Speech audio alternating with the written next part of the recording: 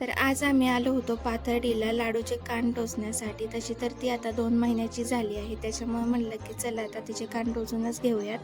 आई, मी आणि पप्पा घेऊन आलो होतो लाडूला. त्यानंतर सोनाराच्या दुकानात आलो आणि लगेच लाडूचे कान टोचायला घेतले त्यांनी. लाडू तर तशी झोपली होती, पण तिच्या अगोदर आई आणि मी दोघी घाबरलो होतो की ती रडते का काय जास्त म्हणून. पण तिने काही एवढा त्रास दिला नाही, फक्त टोचलं तोपर्यंतच थोडी रडली. त्याच्यानंतर लगेच शांत झाली आणि घरी आल्यावरती बघा कशा गप्पा चालू होत्या तिच्या. म्हणजे ती असं काही म्हणजे त्रासच दिला नाही तिने आम्हाला कान टोचल्यावरती. त्यानंतर माझं थोडं किचन साफ करायचं राहिलं होतं. त्यामुळे मी पहिलं तर लगेच किचन साफ करून घेतलं. कारण की आज माझी लाडू 2 महिन्याची झाली आहे आणि मला तिचं शूटसुद्धा करायचं होतं.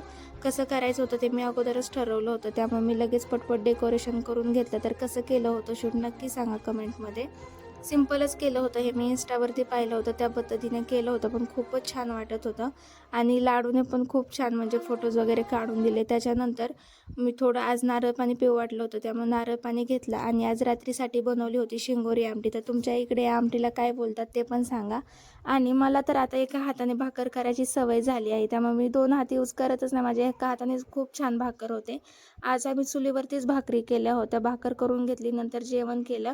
तर एवढंच होतं आजच्यासाठी. कसा वाटला व्हिडिओ नक्की सांगा आणि लाईक करायला विसरू नका.